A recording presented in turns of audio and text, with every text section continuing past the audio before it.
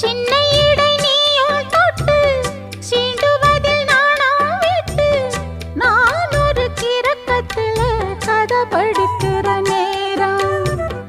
சித்திரம் போல் நீயும் மின்ன சில்மிஷமும் நானும் பண்ண ஆனந்த குளத்தினிலே அலையடிக்கிற காலம்.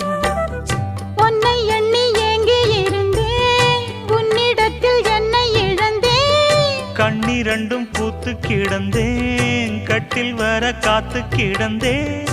வாலிபம் தவம் இருந்த வேளை வந்ததையா. இள மனசு இனி உனத்தான் விடுமோ